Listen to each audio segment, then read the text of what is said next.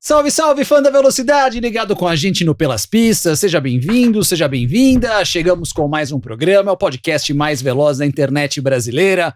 Mais uma semana você vem acelerando com a gente, muitos assuntos, uma semana que, mais uma vez, não temos aquelas provas da Fórmula 1, aquela espera, falo provas porque teremos a prova sprint em Baku no próximo dia 30, mas tivemos Fórmula Indy, tivemos provas de endurance ao redor do planeta, tivemos também Porsche aqui no Brasil, então temos muita coisa pra falar com você. Vamos juntos nessa, eu sou o Thiago Alves, mais uma vez, estou aqui com a minha dupla de pilotos, Nelsinho Piquet, Christian Fittipaldi.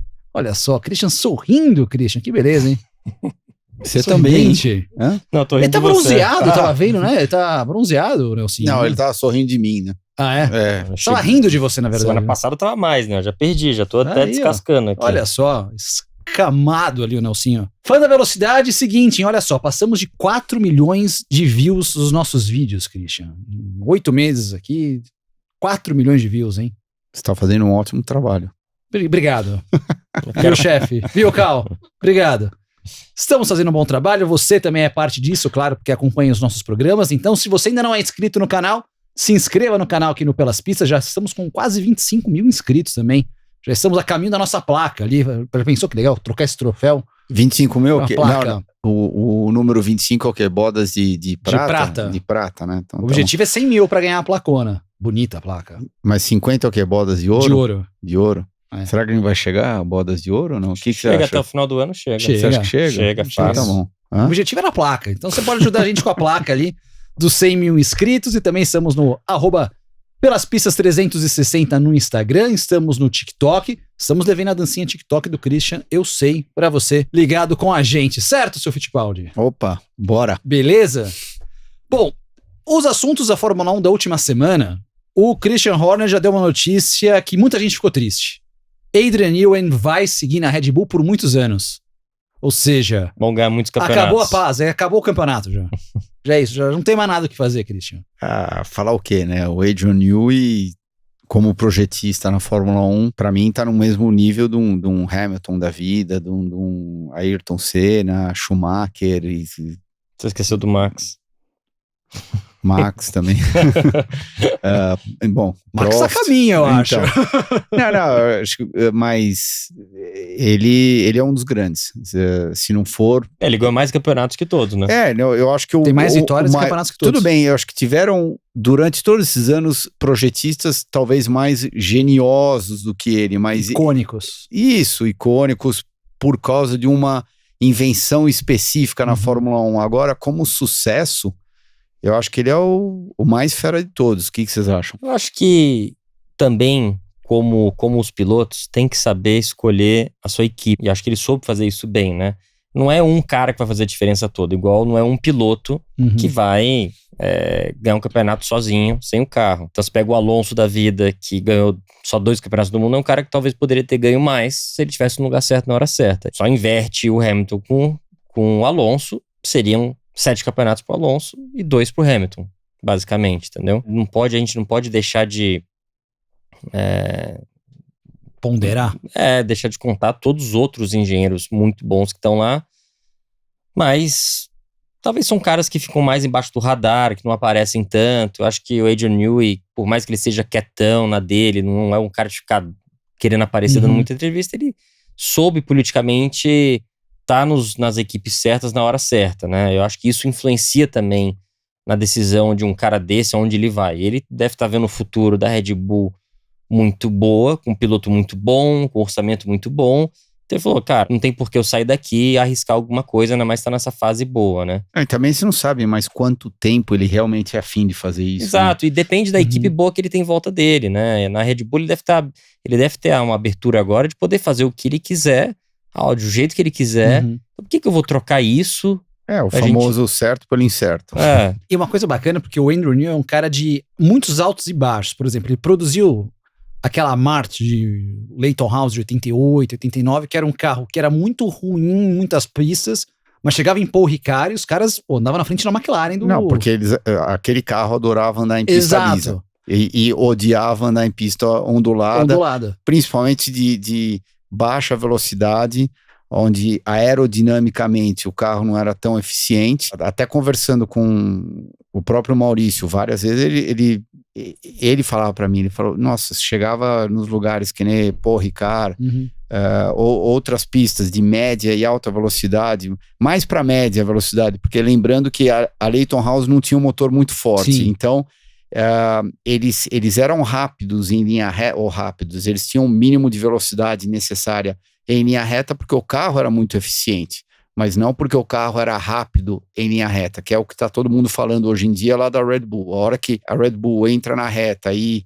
aciona o famoso DRS, eles estão anos-luz na frente de todos os outros. A Leyton House era um carro que parecia um carrinho de Autorama a hora que entrava nas curvas de média e alta. O negócio grudava de uma maneira absurda. E era o conceito que ele levou para Williams depois e construiu aquela Williams de 92 e 93, que foram os carros de outro planeta. Que tiveram um pouquinho de sucesso. Mas agora uma coisa curiosa, não tem nada a ver nem com a pauta aqui do programa. Eu tava vendo aquele podcast da Fórmula 1, o Beyond the Grid, que tem as entrevistas dos pilotos, e entrevistaram o Prost algumas semanas atrás.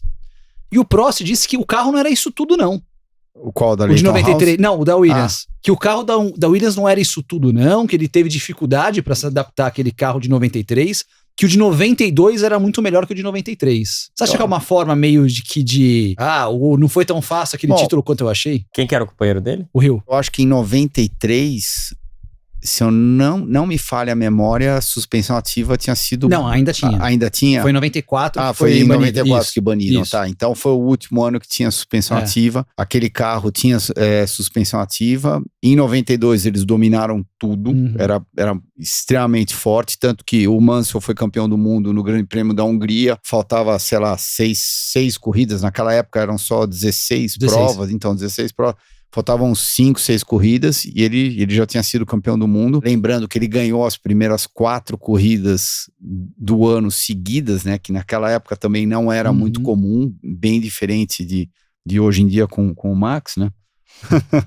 Se bem que até hoje na história, quem ganhou as 4 primeiras corridas do ano nunca perdeu o título. O último que fez isso... Deve ser do Hamilton. O Rosberg fez isso. Não sei se o Hamilton chegou a ganhar as 4 primeiras. O Rosberg em 2016 ganhou as 4 primeiras. O Senna em 91 ganhou as 4 primeiras. E o Mansell acho que ganhou 4 também. O Button ganhou. Bom, mas voltando ao caso Prost, eu lembro que eles foram de pneus mais largos em 92 para pneu mais estreito. O Prost teve a oportunidade de guiar os 2 carros, guiar o carro de 92 e, consequentemente, guiar o carro de 93.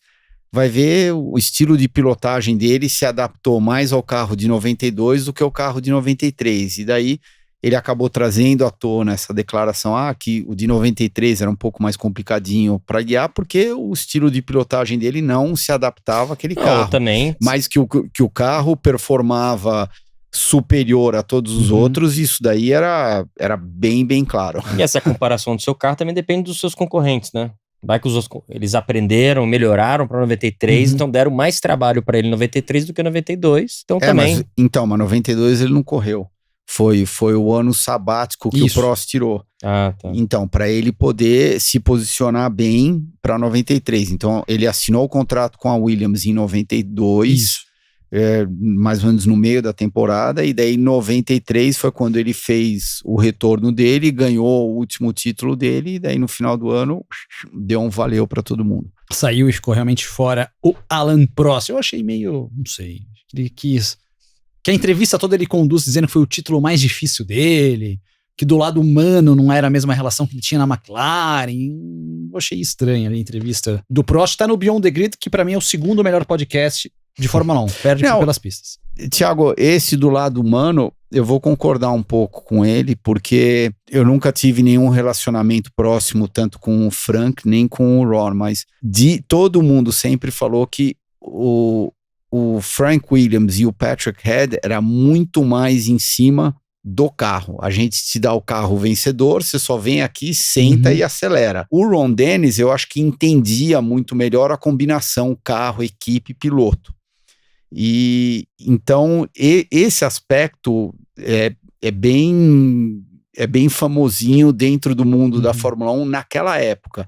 O Frank colocava todas as fichas em cima do carro e tentava contratar o melhor piloto que ele sabia que era importantíssimo ele ter, se não o melhor piloto, um dos melhores, para fazer aquele carro performar da melhor maneira possível. Só que ele enxergava o carro antes do piloto. E eu acho que o Ron Dennis era mais uma combinação de tudo. Ele sabia que era a equipe, o carro e o piloto. E o próprio Prost, ele comenta que na McLaren eu era meio que um membro da equipe, eu tinha ações do time, me ajudava, eu opinava mais, e na época da Williams, não.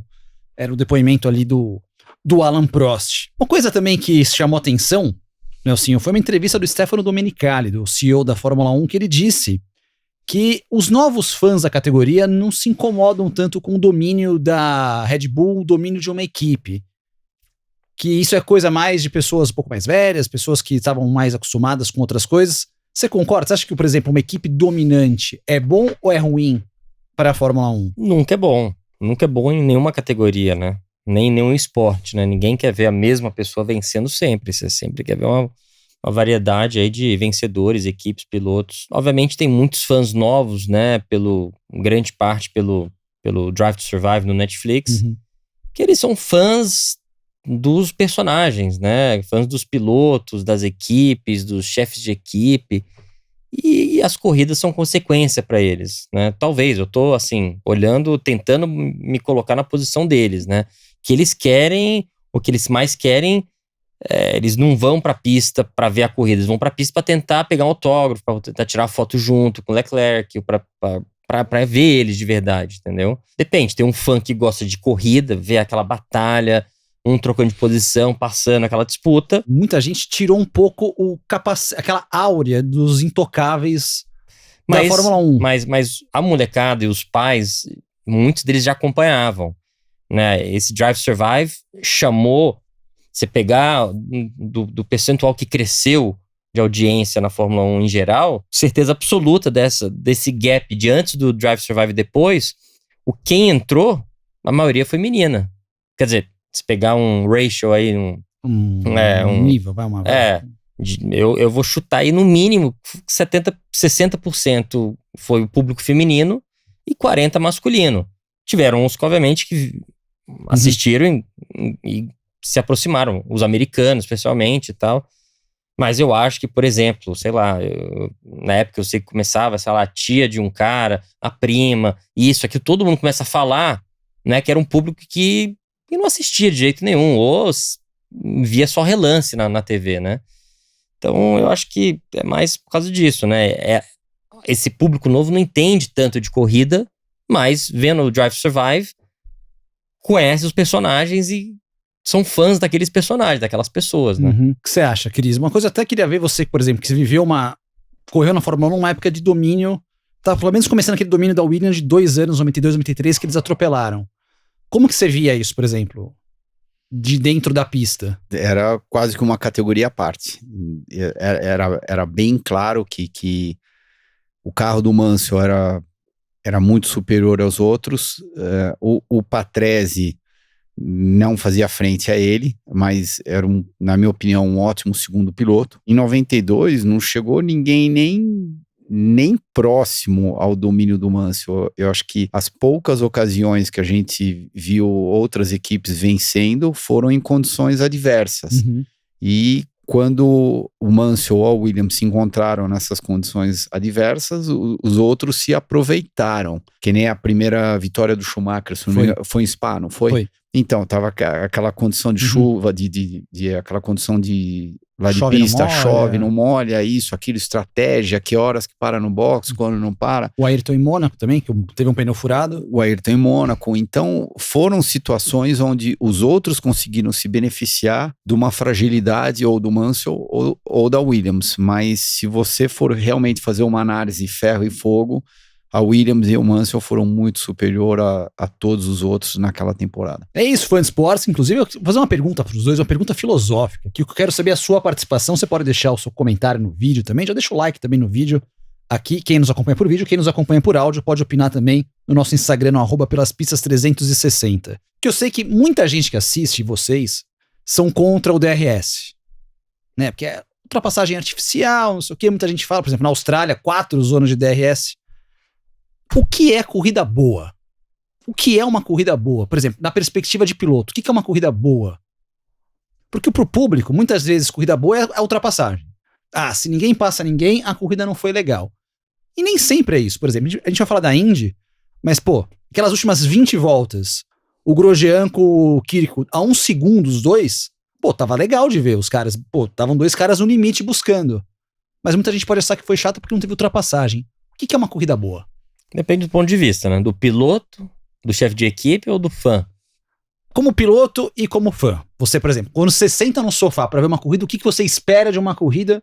E quando você tá dentro do cockpit, o que você espera de uma corrida boa? Obviamente eu não assisti tanto, eu assisto corridas, mas graças a Deus até hoje eu passei mais tempo no próprio autódromo do que no sofá de casa. Mas a corrida que eu assisti do sofá de casa, que eu pulei e quase bati a cabeça no teto, foi obviamente o fim da Fórmula 1 de 2021. 21. Do Max e do Hamilton. Aquilo foi uma coisa muito louca, porque foi uma decisão de campeonato, na última volta, todos dando tudo que tinham.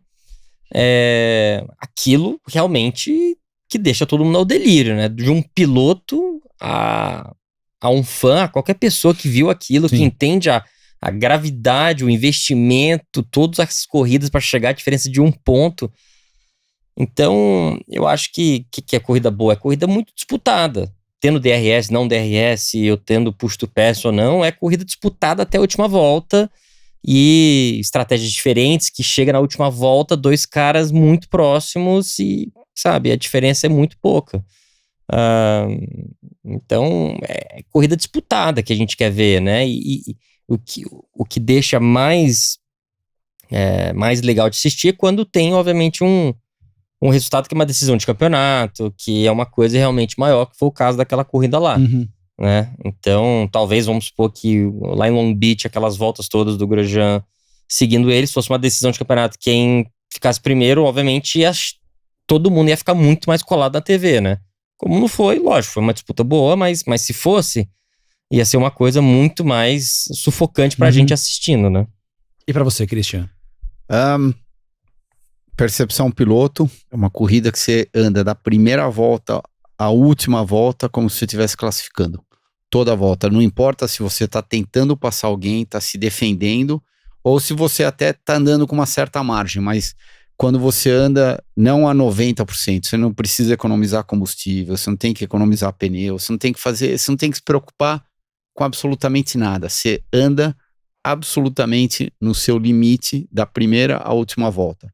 Isso é o lado piloto. O lado fã é automobilismo americano, de uma maneira geral. Eu acho que nesse aspecto o automobilismo americano ele consegue trazer aquela emoção para a competição.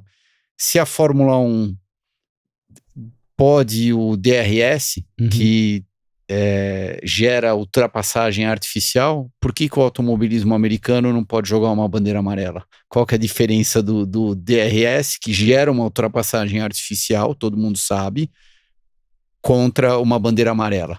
E às vezes acontece as bandeiras amarelas no final da corrida, daí eles relargam a prova com 2, 3 voltas para terminar e acaba alterando o resultado da prova, porque é muito dinâmico, é pauleira e alguém acaba se beneficiando, alguém acaba sendo um pouco mais esperto, ultrapassando o concorrente. Então, eu acho que eu diria que o automobilismo norte-americano, de uma maneira geral, está um pouquinho na frente do resto do mundo nesse aspecto de trazer emoções pro fã. Eu não estou discutindo se é artificial ou não.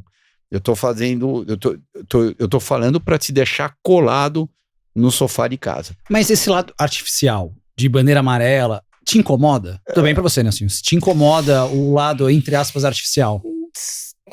Sempre vai ter um lado que vai se beneficiar disso e outro não, né? O esporte, ele precisa dos fãs. Sem os fãs, sem audiência na TV, na internet, no Instagram. Não, sem um lado comercial, né? Sem um lado comercial não sobrevive. Sem um lado comercial não tem esporte. Exatamente. Então, são formas, né? Não existe uma forma certa. Cada categoria, cada né, tem o formato europeu e americano, cada um tenta fazer isso de uma forma diferente. O americano entende mais, ele reage mais rápido aos problemas que acabam vindo ano após ano. Fórmula 1, a Europa em si, eles são mais devagares para tomar decisões, para ter mudanças de regulamento, etc. Então, eu não sei o que é certo ou errado, mas eu acho que tudo precisa da parte comercial, como o Chris disse, todo mundo precisa dos fãs, da audiência, senão a categoria não existe. Então, é um balanço ali de você deixar os fãs colados na TV assistindo, mas ao mesmo tempo não deixar o negócio muito artificial, né? Por exemplo, Christian, você teve em Sebring e você viveu esses dois mundos, do americano com o europeu, porque teve na sexta-feira o WEC e no sábado o INSA. Bom, foram 2 eventos completamente diferentes. E eu ouço de muita gente com os mesmos carros. Exato. Exatamente os mesmos carros, só que 2 eventos completamente diferentes. E o americano foi muito melhor. 1000 vezes. Mas nem se compara. E eu já ouvi de piloto que corre nas duas, que fala a mesma coisa.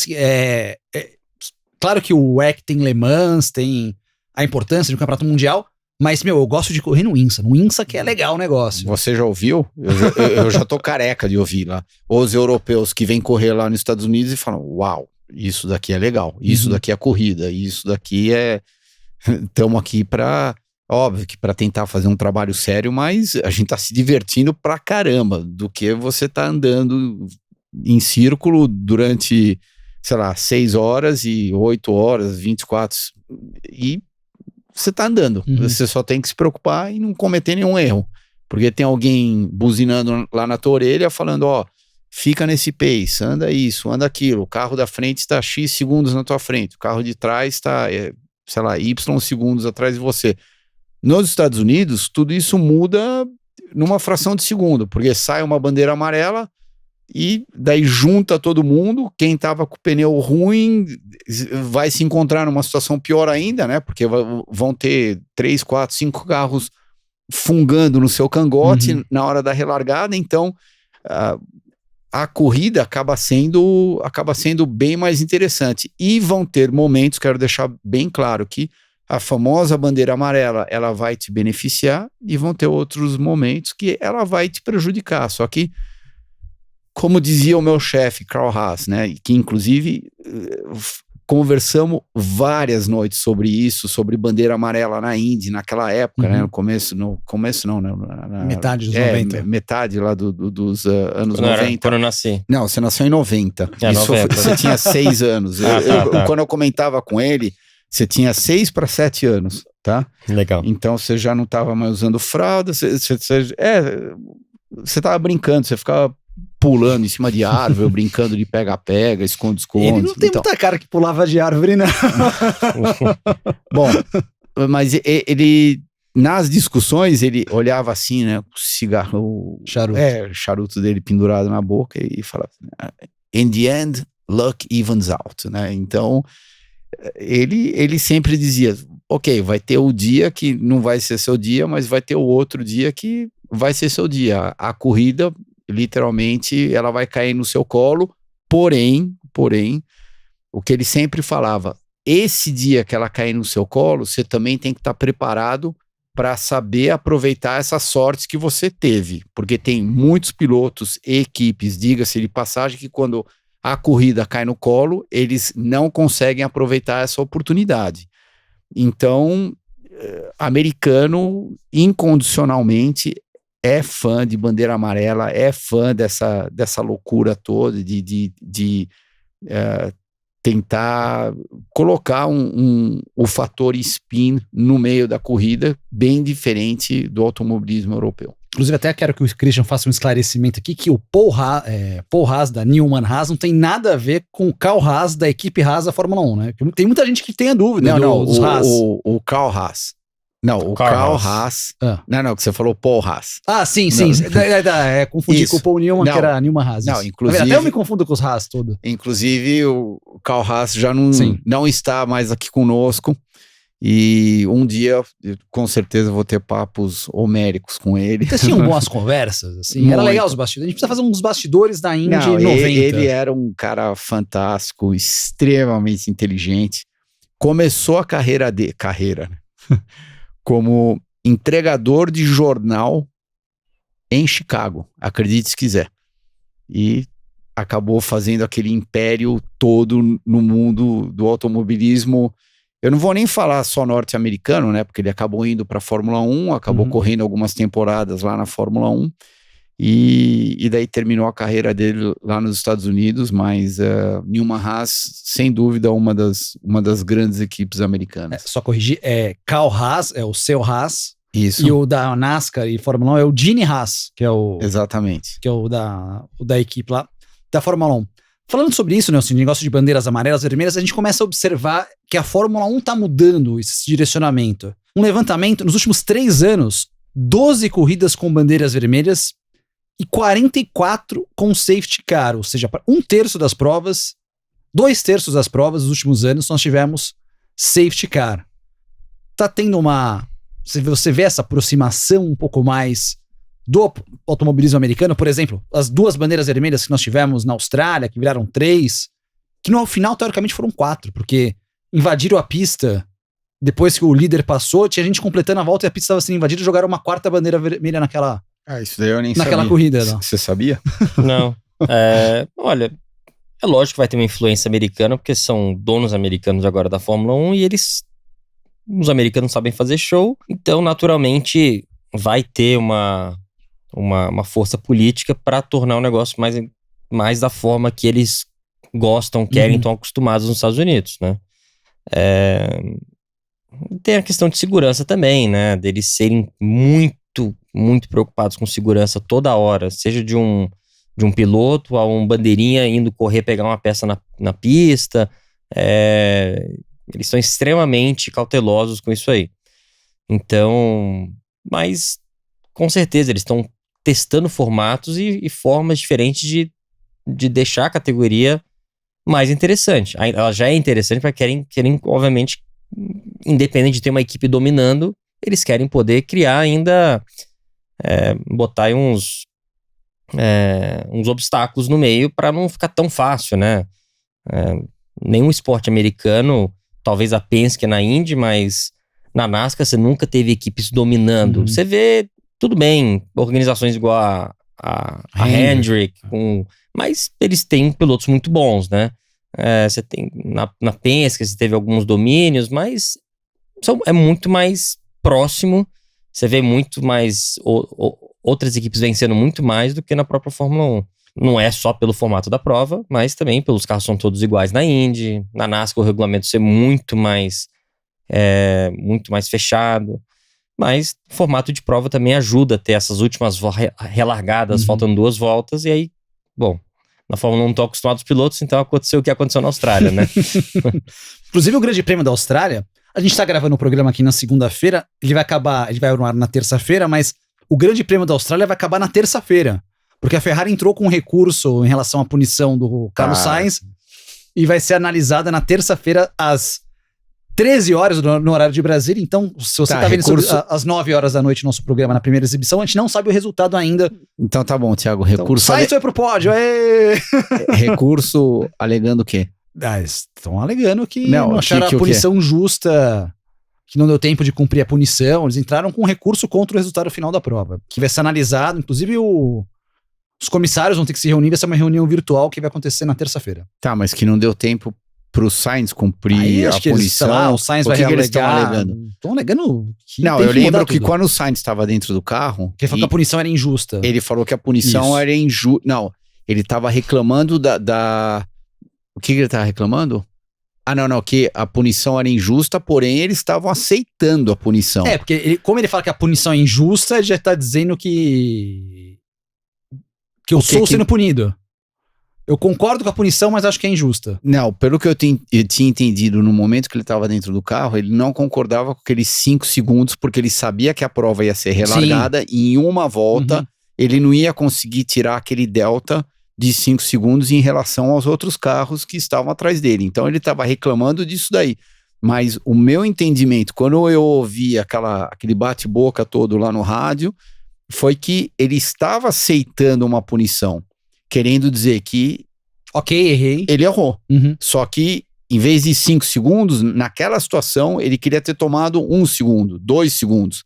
Porque se fosse uma condição normal de corrida e tivesse mais 20 voltas, 30 voltas, ele teria aberto 5 segundos, talvez 4 segundos, teria perdido uma posição ou outra. Você pode ter certeza que a Ferrari e ele não estaria fazendo esse bafafá todo. Como só teve uma volta a partir da relargada depois, por isso que eles estão chiando, porque ele foi de quarto, terceiro, não, ele foi de quarto para 12º. Ele foi de quarto para 12º, então ele não só perdeu os pontos do quarto, como acabou não marcando nenhum ponto. Agora, para mim foi claro, ele entrou quente demais lá na curva 1, freou tarde, encostou na roda de trás do Alonso, que não tinha nada a ver com o Pato. Provavelmente, se o carro do Alonso não tivesse lá, ele teria passado reto, pelo menos com 2 rodas, e ele bateu no Alonso, fez o Alonso rodar, e o Alonso acabou tendo sorte pra caramba, porque jogaram aquela bandeira vermelha. E ele acabou causando também aquele bafafá todo das Alpines. Lá das 2 Alpines, porque se ele não tivesse feito o carro do Alonso rodar, as Alpines também não teriam batido na saída da curva. Acho que a sorte do Alonso maior foi essa, porque se as Alpines não batem e gera essa bandeira vermelha, o Alonso ia ficar lá pra trás, não ia ter ponto nenhum. E o Hülkenberg ia pro pódio. Exatamente. E iria pro famoso primeiro pódio dele, né? Ia acabar o meme do Hülkenberg sem pódio. Mas uma coisa é louca, né, assim, porque você vê, depois de 3 provas do ano passado, 2002, a Ferrari era líder com 104 pontos, Leclerc líder do campeonato. Hoje a Ferrari é a 4ª com 26 pontos. De todas as equipes que pontuaram, ela foi a que mais teve déficit das 3 primeiras provas do ano passado para esse ano. Coisa doida isso daí da Ferrari De novo, eu acho que também tem um pouco... Sim, eles não estão com a performance que eles tinham no início do ano passado, mas também tem esse pouco de azar de início do campeonato, que as coisas ficam um pouco... né, não ficam regularizadas. Eu acho que a gente vai conseguir ver isso melhor na 5ª, 6ª etapa, que vai entrar um pouco mais nos eixos, né? Tá um pouco cedo, muita prova de rua. De 3, 2 foram de rua. Então, esperar um pouco mais, mas lógico, que a Ferrari não deve estar muito contente com esse início de campeonato, né? E a próxima também é em rua, Baku. Verdade. A gente vai comentar eu acho que eles estão performando o que eles performaram o ano passado, no começo do ano. Foram as outras equipes que melhoraram.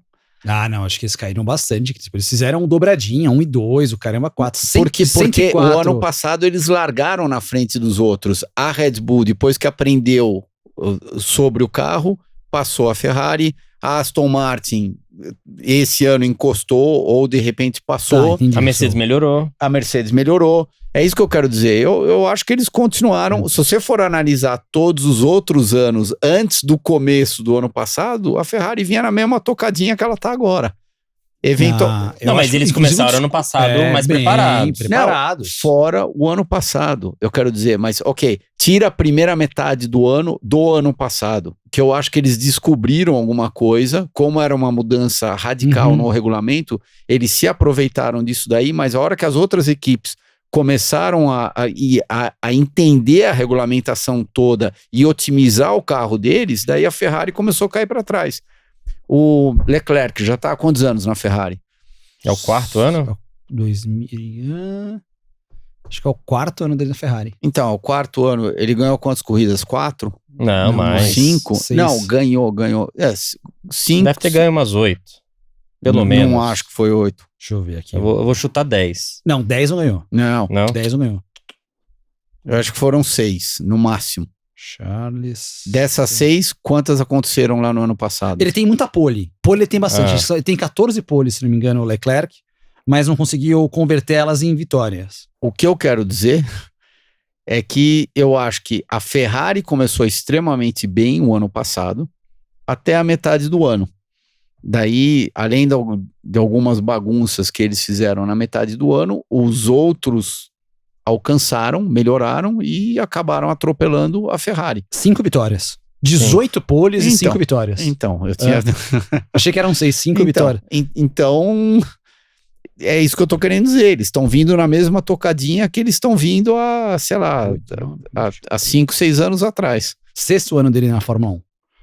Desde 2018 que ele tá correndo por Sauber e Ferrari. Então é uma coisa doida, porque...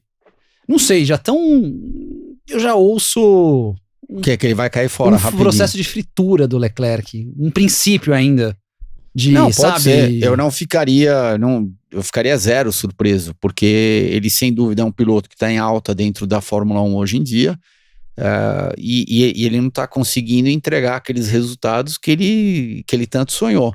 Então, E eu acho que ele também tá pensando que a Ferrari também não tá entregando tudo o que prometeu pra ele. Exatamente. Então, Mas sair de lá vai pra onde? vai para onde? Vai sentar do lado do Max. Hã? A Red Bull, não sei se a Red Bull faria isso. Por quê? Uma Mercedes. Uma Mercedes, só que Porque daí, hoje, por tudo exemplo... bem, só que daí o Hamilton precisa parar. Não, o né? Hamilton sai, talvez ele entre e ficaria junto com o George Russell. Pode ser, mas é os únicos lugares que eu vejo ele indo. Sinceramente, com tudo que a Aston Martin tá melhorando, eu não vejo o Leclerc sair da Ferrari para sentar numa Aston Martin. Não. Porque também ao mesmo tempo tem a movimentação do Hamilton na Mercedes, que já ficou também vamos renovar. Era uma renovação automática, já não é uma renovação tão automática, já tem eu acho, não sei se você em casa também acha, pode também comentar aqui, colocar nos nossos comentários, mas eu acho que a gente vai ter aquela silly season da Fórmula 1 mais agitada do que estava se desenhando. Deixa mais coisas acontecerem, vai. A gente tá muito cedo ainda pra vocês ficarem achando isso, aquilo. 3 corridas só. Não, bastante. Que tá bem cedo, você tem razão. Tá muito cedo no campeonato para muito bafafá já acontecendo, tudo. Deixa rodar um pouquinho mais. Nem 20% das corridas ainda. Pô, nem 10 já foi. 15% das corridas só. Pouquinho. Tá isso. Pessoal agitado aqui no Pelas Pistas essa semana. Então vamos dar uma relaxada, jogar uma bandeira amarela. Vamos fazer o nosso Momento Pit Stop de hoje. Momento Pit Stop de hoje, vamos falar de carros aqui no nosso programa no Pelas Pistas. Muitas pessoas têm dúvidas, curiosidades para saber sobre carros que nós temos aqui. Não de corridas. corridas. Os dois. De corridas? Não de corrida. Não de corrida, é carro de rua. Carro de passeio aqui. Saber de vocês dois, começando com você, Nelson, ó. Qual foi, assim, o carro de rua mais legal que você teve? Depende muito onde você mora, né? Tá, mas se você tivesse que escolher um independente de onde você Não mora. é porque, por exemplo... Não, eu entendo o que ele fala. O meu carro, na Europa, eu tive uma Mercedes C63. Adorava o carro, porque eu podia enfiar um monte de gente, era bom pra viajar, era bom pra ir na montanha, acelerava, cabia coisa. Tipo, porra, é um carro muito legal, mas eu não teria esse carro em São Paulo. Lógico, mesmo porque você não pode acelerar aqui. Nem é questão de acelerar, aqui você tem que ter buraco, segurança, uma série de coisas. Não, tudo bem, vamos supor que fosse um blindado aqui. Tem que ter um trator aqui, entendeu?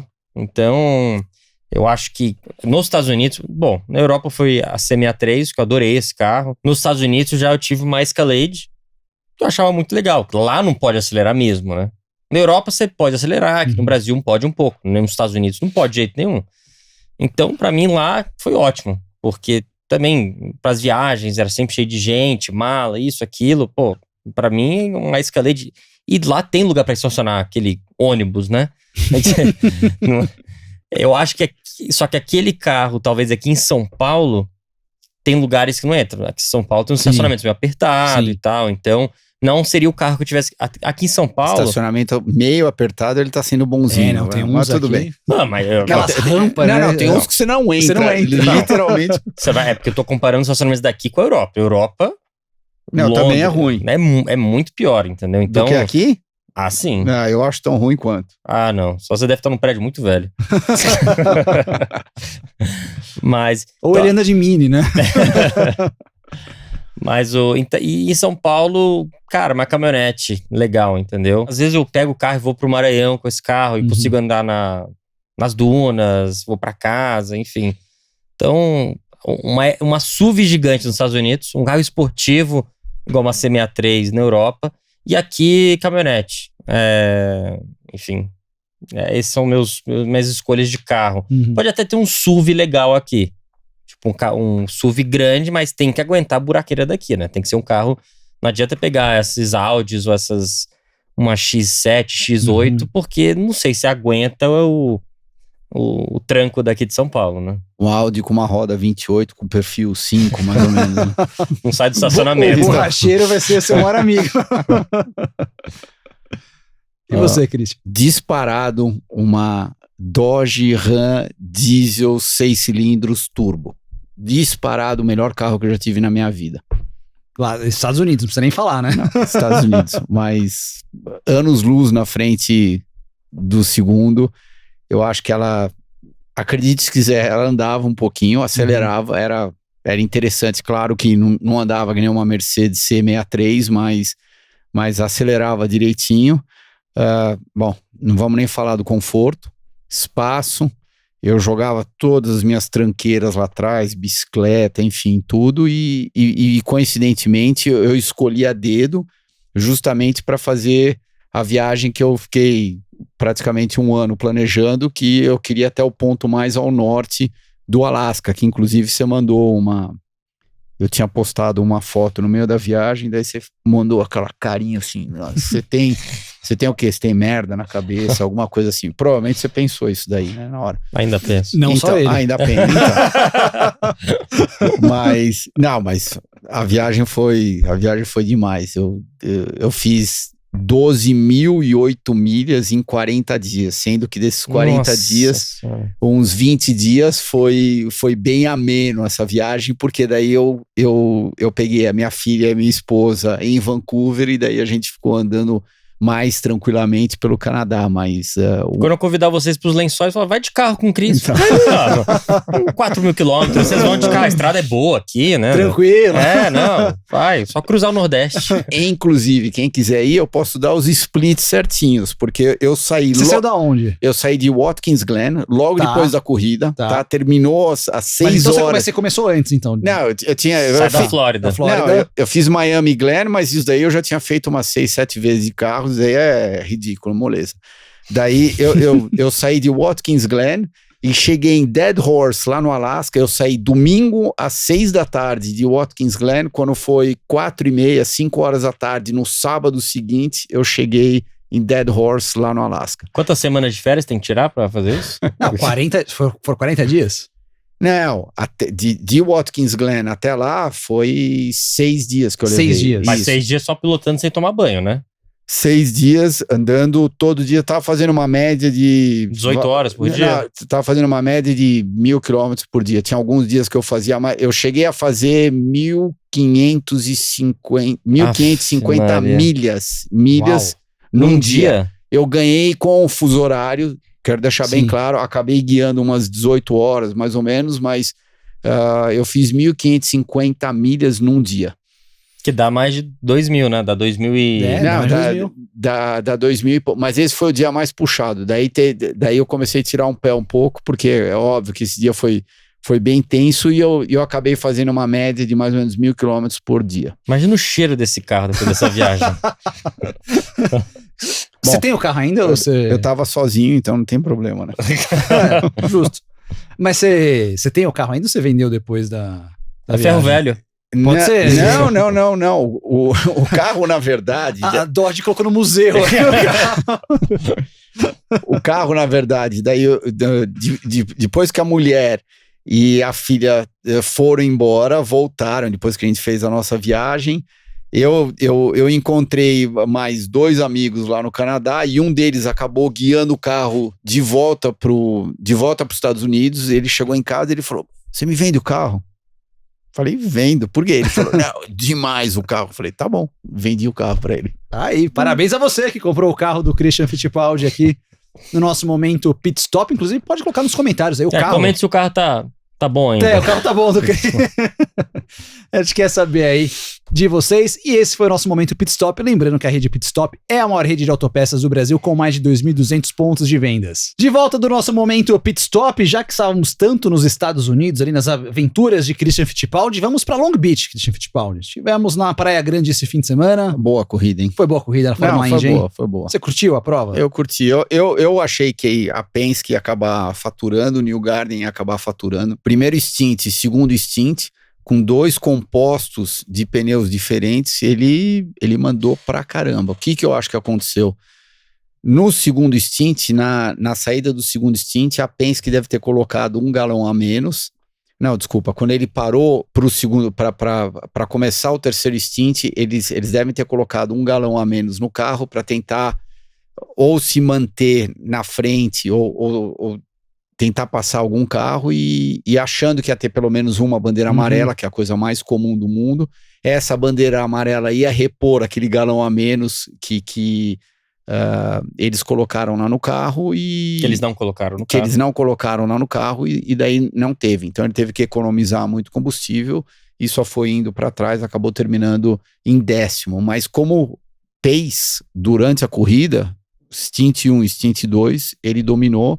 Os 2 carros da Andretti e o Kyle Kirkwood, diga-se de passagem, foi vencedor.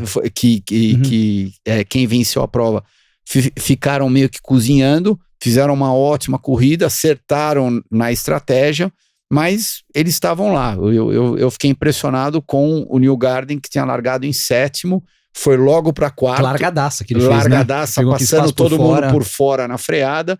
E eu achei que ele ia conseguir se manter lá na frente, mas não aconteceu desse jeito. E aplausos pro Kirkwood, primeira vitória dele lá na Indy. E legal essa união dele com a Andretti, que também fazia um tempinho que o carro 27 não voltava para o lugar mais alto do pódio. Desde o Rossi, que venceu em Indianápolis a segunda do misto do ano passado. Eles venceram, aliás, as duas em Indianápolis, no misto com o Herta. Isso. Aquele show do Herta lá. De lado. Salvada de lado. E depois com o N. Uma dobradinha 1 e 2 com o Grosjean e 1-2-4 com o Herta na 4ª colocação. Mas foi bacana poder ver isso, Nelsinho, porque a gente viu o Kirkwood, que é um piloto que no ano passado, muitos acidentes, né? O pessoal comentando, batia demais, não sei o quê. Teve 2 incidentes nas 2 primeiras provas. Talvez o primeiro não culpa dele, que foi aquele que catapultado logo no começo da prova e depois aquela saída de box no Texas. Mas... primeira vitória em Long Beach é bacana para um cara novo, assim. É uma pista que não é fácil, é uma pista de rua, que os pilotos veteranos conhecem bem, então uma corrida que ele não cometeu nenhum erro, muito constante, então realmente mostrou que ele chegou para ficar, entendeu? É um cara... Não, e depois aquela pressão toda lá do Grosjean fungando lá no cangote dele. Não errou nada. Isso, as últimas, 30 voltas, não errou. Um Ericsson chegando também. O Ericsson chegando, isso, porque o Ericsson tava uns 5, 6 segundos atrás, 4 segundos atrás e... Acabou 2. Acabou encostando lá nos 2 primeiros, mesmo porque o Ericsson não tinha que economizar combustível e os 2 Andretti estavam segurando um pouco. Gargalo. O que você achou do incidente do Pato e do Scott Dixon? Boa, hein? Eu achei que o Pato pegou o Dixon de surpresa. O Dixon claramente não estava esperando, mas hard racing. Não, total. Eu achei que foi hard racing, bateram roda com roda. Roda com roda, não foi menos do que isso. O Dixon deixou a porta aberta. Sim. E ele viu uma oportunidade e enfiou o carro lá dentro. Daí, inclusive, entrevistaram ele depois, Sim. né? Daí ele falou que não ia pedir desculpa. Não, você tá falando do Pato. Do Pato. O Pato, não, mas entrevistaram o Dixon deu uma chiadinha, só que o Dixon deu uma chiada do incidente. Em nenhum momento ele comentou que ele tinha batido sozinho com a roda traseira na parede, né? No muro. Isso, antes. Saindo, acho que da curva 4. Agora, vai saber se o carro dele quebrou por causa da batida com o Pato ou se quebrou por causa... Isso depois na sequência da prova. Isso. Tiveram um problema depois. Exatamente. Ele abandonou a corrida. Então, que ele abandonou. E foi justamente um problema de transmissão. Então, tem tudo a ver com aquela encostadinha que ele deu na parede. Mas eu achei hard racing total. Legal. Também, concordo, 100%. Você em casa também pode ser o nosso comentarista, internauta aqui, colocando no seu comentário. Mas uma coisa interessante que eu achei que aí a perspectiva que a gente falou de tudo, né, do automobilismo americano, do automobilismo europeu. Porque o Dixon, na entrevista que ele deu, ele falou assim, se é pra gente colocar luvas e sair correndo assim, eu vou começar a correr assim. E no tweet, a Indy colocou, com quem você gostaria de ver luvas, né, tipo luvas de boxe, dizendo-se. E a esposa do Dixon colocou, isso aqui é questão de controle de corrida, perdemos 3 campeonatos por causa do race control já nos últimos anos, discutindo isso ali. E o Pato falou que lá, eu não vou pedir desculpa pra ninguém. No máximo eu peço desculpas pro pessoal, porque eu acabei errando depois naquela manobra pra cima do Kirkwood. Aí ele falou que eu errei mesmo, precipitei, acabei rodando e ficou lá atrás do Pato. Mas... Não, isso Dixon, é legal, cara. Ele tava com um pneu um pouco mais novo, né? Uhum. Eu não lembro se era outro composto ou não, mas é uma curva que se abre, é muito largo ali. Aquela curva, assim, é uma pista de rua, então aquela avenida é muito larga. Então, realmente, se você não presta atenção, você abre ela toda por fora pra vir, a chance de alguém vir reto e colocar do seu lado ali, entendeu? Se o Dixon não tivesse lá, ele teria feito a curva. Não é a questão que, ele jogou o carro pra dentro e se o Dixon não tivesse lá, ele não teria feito a curva. Não. O Dixon travou, ele saiu fora porque travou roda, foi reto. E óbvio, a pista de rua é um pouco mais suja lá de fora, né? Com certeza não tinha gripe nenhum, mas acho que o Pato foi agressivo, mas agressivo fair, assim. Você achou também? Eu também. Achei também interessante aquela colocação que ele deu lá na televisão depois, falando, eu vou cruzar com ele, vou conversar com ele, mas eu não acho que eu tô no ponto de ter que pedir desculpa. Eu não fiz nada de errado. Mas óbvio que eu vou cruzar com ele e vou falar com ele sem problema nenhum. Tá aí, resultado da Fórmula Indy. Só uma coisa que eu coloquei pro Christian ontem na transmissão da ESPN, eu quero compartilhar com você, Nelsinho. A gente viu ano passado todo aquele fuzuê de Hertha Fórmula 1, Hertha isso. O Hertha deu uma apagada um pouco nos resultados. Até ele foi bem, foi 4º lugar na última prova. E muita gente falando de o Pato pode ser um cara pra Fórmula 1. Eu brinquei com o Christian e falei, entre Pato e Hertha pra Fórmula 1, eu acho o Palou mais pronto. Que é o da Ganassi, que já foi campeão, já correu no automobilismo europeu. O que você acha um pouco mais desses três pilotos? É difícil comparar, eu não vou opinar muito, porque acho que o Chris tem acompanhado mais, vocês têm acompanhado um pouco mais a Indy. Eu tava no Velocitar, aliás, então não consegui ver a corrida inteira da Indy, eu tava na corrida da Porsche, assistindo, não correndo. É lógico, o Palou ganhou o campeonato o ano... 21. O ano passado foi quem? O ano passado foi o Power. O Power. Palou, naquela época, eu diria ele. Nas últimas 2 temporadas, eu não sei, eu não acompanhei perto o suficiente pra poder falar qual seria, se eu tivesse uma equipe de Fórmula 1, se pudesse escolher um deles, qual que eu colocaria. Sabe quem seria interessante? Quem? O Neil Garden na Fórmula 1. Você acha? Eu acho. Apesar dele ser aquele menino americano, made in USA, eu só corro aqui nos Estados Unidos, a coisa mais importante da minha vida é ganhar em Indianápolis, eu teria uma curiosidade de ver ele na Fórmula 1. Mas o que você acha, assim, que ponto dele te atrai pra Fórmula 1? O fato de ele ter vencido 5 corridas no ano passado. Eu acho que isso daí é bem material que a Fórmula 1 procura. E ele não venceu 5 corridas no ano passado a troco de nada. Algum diferencial ele teve. Ok, talvez ele tava com outro mindset. Eu vou ser mais agressivo, vou tentar ganhar o máximo possível de corridas, bem diferente do Power. O Power foi inteligente e acabou levantando o título no final do ano. Mas justamente por isso que o Neil Garden fez, e com a experiência que ele já tem lá na Indy, não é? Ele tá novo, ou relativamente novo, com bastante experiência. Eu acho que ele seria um material bem interessante para a Fórmula 1. Tá aí, uma opinião interessante do Christian sobre pilotos de Fórmula 1, Fórmula Indy. Aliás, você, claro, deve opinar aqui também, pode colocar o seu comentário e também pode se inscrever no canal aqui. E acho que a discussão foi interessante, merece o seu like no vídeo, caso esteja acompanhando pela plataforma de vídeo. Se estiver pela plataforma de áudio, pode nos avaliar também com 5 estrelas. Falando em 5 estrelas, senhores, tivemos o Campeonato Mundial de Endurance e mais uma vitória 5 estrelas da Toyota. Troca regulamento, vem montadora, segue montadora e a Toyota segue vencendo o Mundial. Mas a Ferrari alegou que ela foi um pouco conservadora demais lá na estratégia dela. É isso. Ok, ela terminou uma volta, acabou terminando uma volta atrás do carro da Toyota, tudo, mas eu acho que eles não fizeram a melhor estratégia possível. Então, eu ainda tô surpreso com o começo de temporada da Ferrari. Eu acho que eles começaram bem para um carro novo, para estar entrando na brincadeira agora. Eles estão deixando a Toyota preocupada. E teve corrida de endurance em Long Beach também, né? Teve também no IMSA. Teve. Vitória da Porsche. Então, a corrida acabou sendo bem interessante. A Acura ia passar o carro da Porsche no final. O Rick freou um pouquinho tarde demais, acabou passando reto e batendo no pneu. A Porsche acabou ganhando a corrida, terminou em primeiro e terceiro. Em terceiro terminou com o carro do Felipe Nasser. A BMW até para surpresa minha, né? Porque nas primeiras 2 corridas do ano, em Daytona e Sebring, eles estavam faltando bastante, mas eles deram uma melhorada ótima lá para Long Beach. Eles classificaram muito mais na frente, porque em Daytona e Sebring eles estavam lá atrás, com uma certa distância em relação aos outros. Então, o campeonato inteiro está tomando uma dinâmica bem interessante agora. O Farfus chegou na 4ª colocação, né, de BMW lá nos Estados Unidos, com o Pipo na 5ª posição. De Cadillac. Isso, de Cadillac. Cadillac correu também lá no WEC. Correu no WEC também? Correu no WEC. A Cadillac correu lá no WEC, exatamente. Mas quem acabou dominando lá no WEC foi a Toyota.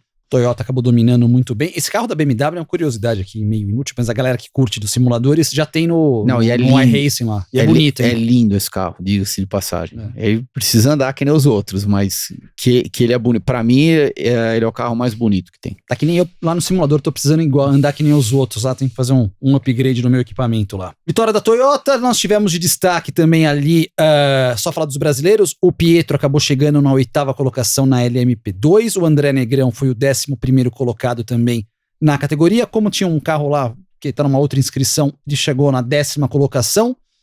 Na GTA, uma coisa bacana também, tivemos a primeira mulher a fazer pole na história do WEC, a Lilou Adu, foi pole na categoria GT, e 4 chegaram no pódio. A Iron Dames, equipe feminina, chegou também no pódio.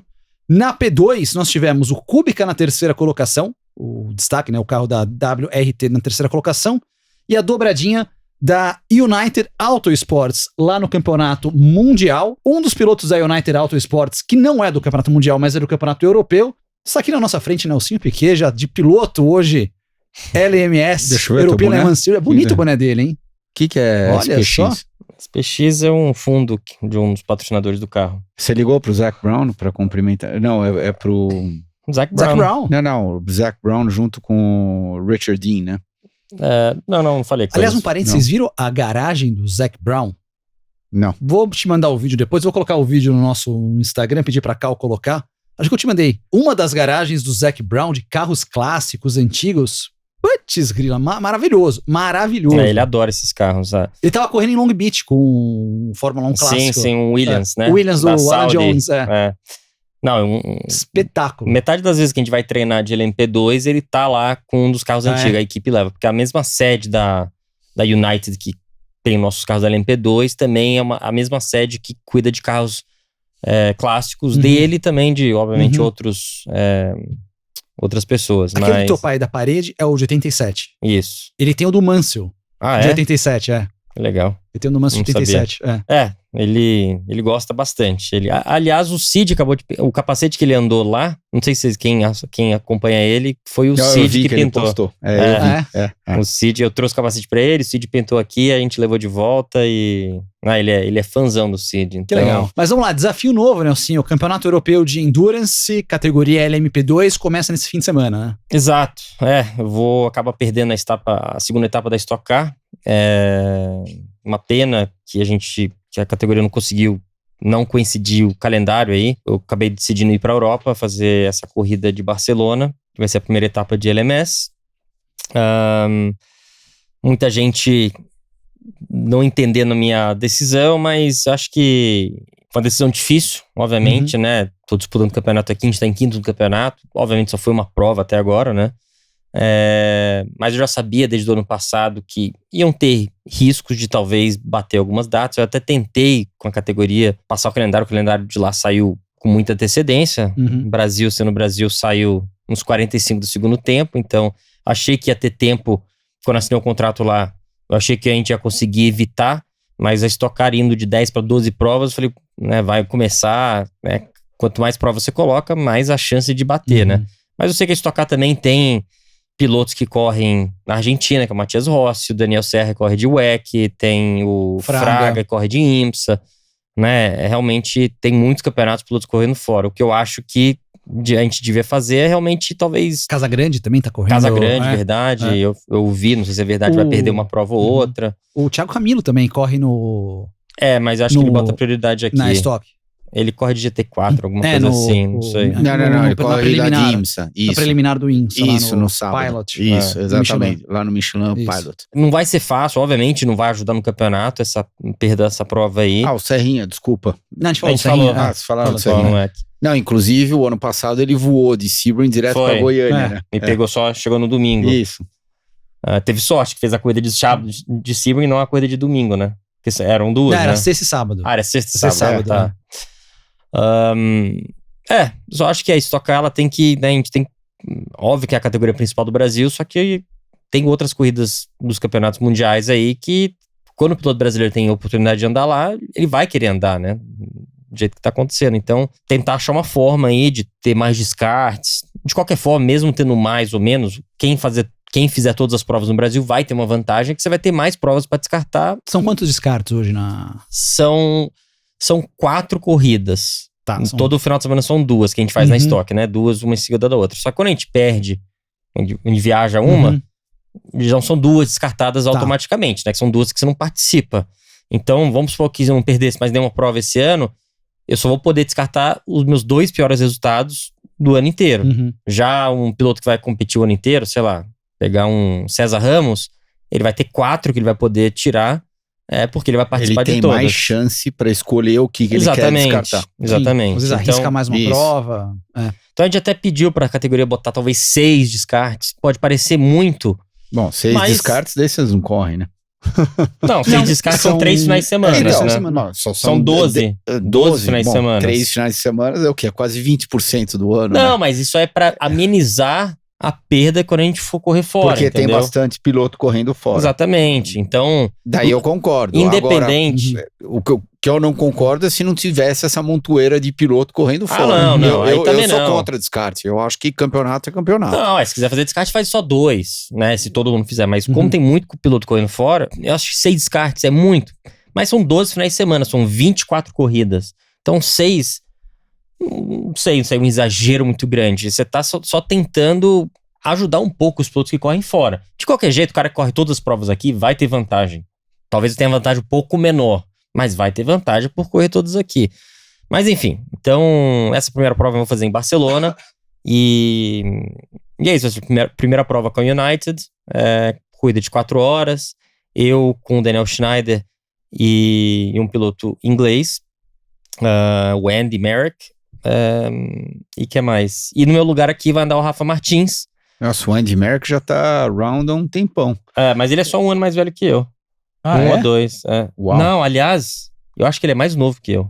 Tentando lembrar aqui. Mas enfim, ele tem muito cabelo branco igual a você. Ainda bem que ele tá agressivo, assim, porque toda essa agressividade vai passar pro carro, quer dizer que ele vai bem canalizar, esse final de semana, isso. Canalizar ali pra... Então. Bom, e o Rafa Martins vai andar no meu lugar aqui. O Rafa Martins que já tá há um tempo, assim...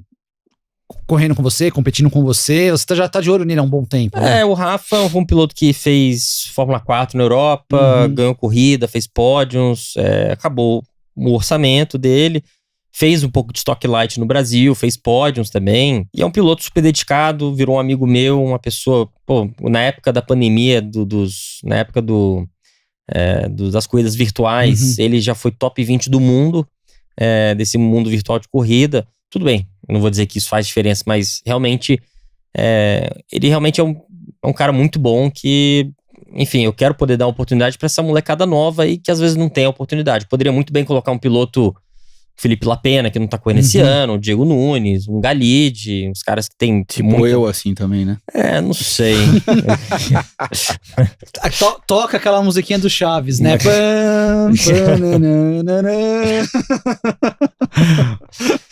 Mas eu quis botar um piloto novo pra dar uma chance a ele, entendeu? Tem vários pilotos novos aí que merecem oportunidade, então o Rafa é um piloto que sempre esteve comigo, ele tá na Porsche agora, ajudando vários empresários lá, o Israel, o Gustavo Zanon, meu chefe, óbvio, tinha esquecido. Mas ele é um cara muito dedicado, muito bom, que, enfim, merece essa oportunidade. Vai ser muito difícil para ele, porque normalmente, o ano passado, quem acompanha o Stock Car, o piloto convidado ou o piloto estreante, ele tem direito a 16 pneus, para ele se habituar um pouco com o carro, isso, aquilo. E esse ano não estão dando nada. Esse ano, por um problema, eu não sei se é político também, mas por um problema que teve na fábrica da Hankook na Coreia, fogo, né? pegou fogo. Eles estão segurando o máximo de... Né, a primeira etapa de Goiânia era pra todo mundo ter recebido 5 jogos, a gente acabou recebendo 3. Todo final de semana era pra gente receber 2 jogos, agora a gente vai receber 1,5 só. E o piloto convidado estreante, nunca correu de Stock Car, novo, ele vai receber os mesmos 6 pneus, não são 6 jogos, 6 para um jogo e meio pra fazer o final de semana. Então vai ser extremamente difícil pra ele, mas enfim, é a oportunidade que ele tem. Às vezes você tem que abraçar essas oportunidades quando aparecem, e vai ser essa que ele vai ter. Mas vai ser difícil fazer alguma coisa pela bagagem que ele tem, muito pouca no carro de Stock Car, e não vai ter quase nenhuma volta, né? Vai ter que economizar os pneus no treino pra classificação, depois pra corrida, então vai ser muito limitado pra ele, infelizmente. Stock Car que corre em Interlagos também aqui nesse fim de semana. Bom, com o Nelsinho fora a gente perdeu o esquema, né? Então, ele ia dar uma credencial pra gente, agora agora a gente não vai. Mas eu sei onde vende. Você sabe onde vende? Sim, a gente pode botar na conta da Pod aqui, qualquer coisa. Exato. Ô, Cal, você paga pra gente ou não? Não é ela, a empresa. Relaxa. Não, ela vê o centro de custo ali pra gente mandar a nota depois. Tem que falar do financeiro. Não, tudo bem, mas a gente fala antes com a Cal, pra Cal falar com os nossos bosses, entendeu? E daí a gente vê se eles pagam. O que vocês acham? Acho uma boa. Pra gente poder, pelo menos um camarote. Arquibancada. Não, o senhor fica lá na arquibancada, coberta. lá no cantinho, isso, coberta. Arquibancada você pode pagar, Christian, pelo amor de Deus. Mas arquibancada coberta... Não, boa ideia que ele deu. Arquibancada coberta, você tá protegido do sol e da chuva, né? Então, pode ser. A chuva vem da represa? Lá de Interlagos mesmo? Tenho sempre essa dúvida se realmente vem da represa, mas Stock Car corre em Interlagos esse fim de semana, e você é Barcelona lá na... LMP2, tem transmissão no YouTube da categoria. Perguntinha. Tem, a gente vai botar. Perguntinha de Barcelona. Você botar pelas pistas. Você já vai correr na versão nova ou ainda com S no finalzinho? Nova. Então, na versão nova, que era a versão antiga. A versão antiga. Isso, a versão que original. As curvonas. As duas, a Fórmula 1 vai ter. As duas últimas vai ser de alta. 1000 vezes melhor do que aquela chicane ridícula. E você correu numa chicane pior ainda, né? Não. Aquilo foi em 94. Mas quando eu andei em 92 e 93, não tinha aquela chicane de pneu, e daí também não tinha aquele Szinho logo no final. Você acha que as últimas duas curvas você vai fazer flat ou não? Cara, eu não lembro do ângulo. A primeira, eu acho que sim, porque você sai de uma curva de baixa, né? Então você vai chegar lá Você não vai estar tão embalado. Vai chegar lá de quarta talvez. Pra quinta, isso. Aí é a última curva, que aí vai depender do tanto de combustível que tá no carro, pneu novo ou não, né? A gente não anda de... Quer dizer, o motivo que eu não vou andar de pneu novo, quem faz a classificação é o Gentleman Driver, né? É o cara que tem a carteira prata. É o regulamento, todos fazem isso. Então, no GTs é o bronze.